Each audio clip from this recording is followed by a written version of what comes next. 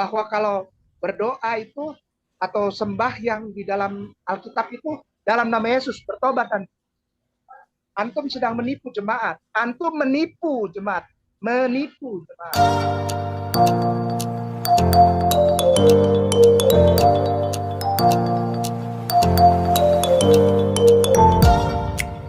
Halo teman-teman, berjumpa lagi dengan Brother Phil. Kembali kita akan menanggapi video dari saudara Ustadz Kainama. Kali ini dia kembali dengan topik yang sama yang pernah kita bahas sebelumnya, mungkin beberapa tahun yang lalu. Dan kali ini dia menampilkan topik itu di channel Ayah Sofia. Bagaimana cara ibadah yang benar menurut Bible, itu menurut dia. Dan untuk segala klaim-klaim yang dia buat, saya sudah jawab pada video-video sebelumnya. Teman-teman bisa cek di channel Phil Pahit. Kali ini dia berulah lagi dengan mengatakan bahwa tidak pernah para murid Yesus berdoa di dalam nama Yesus. Apakah benar demikian? Mari kita buktikan di dalam Alkitab. Tetapi sebelumnya, mari kita dengarkan pernyataan dari saudara Kainama. Tidak pernah ya. Murid-murid Yesus tidak pernah sholat, liusoli, menyebut nama Yesus. Tidak pernah. Tidak pernah. Tidak ada satu ayat yang bilang begitu. Mereka liusoli, avodah, dengan mengucapkan Besium Elah. Bukan Besium Yeshua, bukan. Besium Elah. Tidak ada ayatnya. Besium Yeshua, tidak ada. Adanya Besium Elah. Bismillah. Allahu Akbar. Tidak ada. Yeshua Hagadol, tidak ada. Tidak ada. Hei, tobat. Orang-orang yang mengajarkan bahwa kalau berdoa itu atau sembahyang di dalam Alkitab itu dalam nama Yesus, bertobat, dan antum sedang menipu jemaat. Antum menipu jemaat. Menipu jemaat. Oke teman-teman, kita barusan dengar bersama bagaimana pernyataan dari saudara Kainama. Dia mengatakan tidak pernah para murid Yesus berdoa di dalam nama Yesus. Apakah benar demikian? Mari kita buka Alkitab kita masing-masing. Kita mulai dari Matius 18 ayat 20. Di sana dikatakan, sebab di mana 2 atau 3 orang berkumpul dalam namaku, di situ aku ada di tengah-tengah mereka. Ayat yang barusan kita baca adalah perkataan Yesus sendiri, di mana Yesus berkata kepada mereka yang percaya kepadanya, di mana saja orang berkumpul di dalam nama Yesus, dia hadir di tengah-tengah mereka. Jika masih ada orang bertanya, di manakah Yesus mengatakan dia Tuhan, justru ini adalah salah satu ayat yang mendukung ketuhanan Yesus, karena hanya Tuhan yang punya sifat omnipresent. Ayat selanjutnya adalah Yohanes 14 ayat 13. Ini adalah perkataan Yesus sendiri. Dan apa juga yang kamu minta dalam namaku, aku akan melakukannya supaya Bapa dipermuliakan di dalam Anak. Justru dalam ayat ini, Yesus memerintahkan untuk meminta sesuatu atau berdoa di dalam namanya.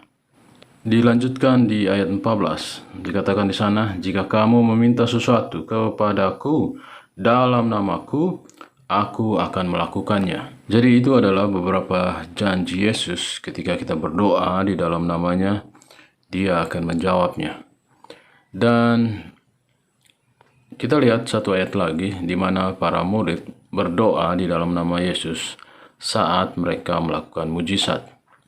Di dalam Kisah Para Rasul 3 ayat 6, di sana ada kisah seorang yang lumpuh yang disembuhkan oleh Petrus. Di sana dikatakan, tetapi Petrus berkata, emas dan perak tidak ada padaku, tetapi apa yang kupunyai kuberikan kepadamu. Demi nama Yesus Kristus, orang Nazaret itu, berjalanlah. Jadi, dari beberapa ayat ini kita bisa melihat tidak benar apa yang disampaikan oleh saudara Ustadz Kainama. Justru dia yang sedang melakukan kebohongan.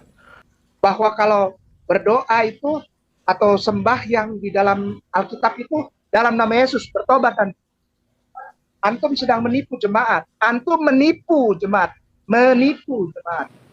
Dari ayat-ayat tadi, justru saudara Ustadz Kainama inilah yang harus bertobat. Berhentilah saudara menyebarkan kebohongan. Oke teman-teman, demikianlah tanggapan kita terhadap pernyataan saudara Ustadz Kainama. Semoga orang-orang yang sudah tertipu oleh ceramah dari Ustadz Kainama itu bisa mendapat pencerahan. Saya mengajak kita semua, khususnya saudara muslim, tidak gampang percaya terhadap semua apa yang dikatakan oleh saudara Kainama. Teman-teman muslim bisa cek sendiri di dalam Alkitab. Apakah yang dikatakan oleh saudara Kainama ini benar sesuai dengan Alkitab atau hanya karangan dia saja? Terima kasih untuk dukungan teman-teman. Mari kita tetap bawakan dalam doa saudara-saudara kita muslim, karena Tuhan kita mengasihi mereka sama juga seperti mengasihi kita. Tuhan Yesus memberkati. Ada kitab paling belakang namanya Wahyu. Ya? Bukan Wahyu Pranoto yang di situ, bukan. Namanya Wahyu. Kitab Wahyu ini ditulis oleh seorang, loh kok Ustadz masih langsung buka ya supaya tahu bahwa saya ya ini kan pasti ada yang tulis nih, penipu itu bicara lagi tuh di Hagia Sophia, pembohong itu diundang lagi tuh. Ya saya buka supaya saya nggak dibilang pembohong. Kitab ini ditulis, surat ini, Wahyu ini atau Revelation ini ditulis oleh salah seorang Hawariun, pengikut Yesus yang sangat disayangin karena dia tampan. Tampan sekali nih. Jadinya tuh kayak perempuan. Halus sekali. Namanya Yohanes. Bahkan pernah tercetus dari mulutnya Yesus itu bilang bahwa kalau aku bilang dia nggak mati, kamu mau apa? Sampai aku datang kembali baru dia mati. Itu geger itu satu tanah Yudea. Kenapa? Karena ada orang yang disebutkan oleh Yesus sendiri bahwa dia tidak akan mati sebelum Yesus balik lagi. Seistimewa itu ya? Seistimewa itu. Nggak taunya dia meninggalnya sekitar tahun 218 atau tahun 219.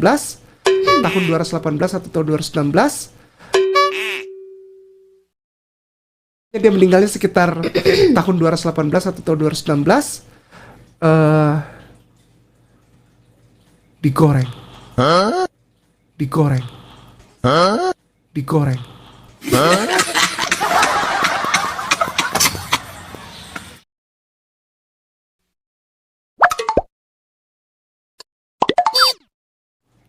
Jadi beliau ini sudah, ini sampai merinding saya kalau jadi ditarik sama kuda di atas jalan yang berbatu-batu Roma itu. Dia nggak mati. Ditarik oleh dua kuda, dia nggak hancur badannya. Disalib dia nggak mati, direbus dia nggak mati, dibakar dia nggak mati. Akhirnya terjadilah pembuangan di kitab Wahyu ini.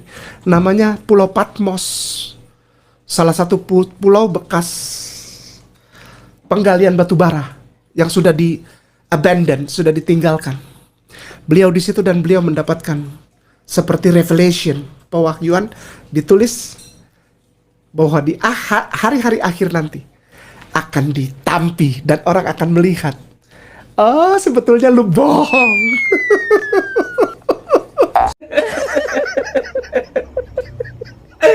Aduh. Entai kadang-kadang ya. Halo teman-teman, ini ada fitur baru dari YouTube, di mana teman-teman bisa mensupport channel Pil Pahit dengan cara mengklik thanks seperti ini, lalu akan muncul pilihan jumlah nominal yang teman-teman bisa support. Setelah itu kirim, teman-teman bisa mengirim dengan berbagai aplikasi seperti yang ada di layar. Terima kasih untuk dukungan teman-teman.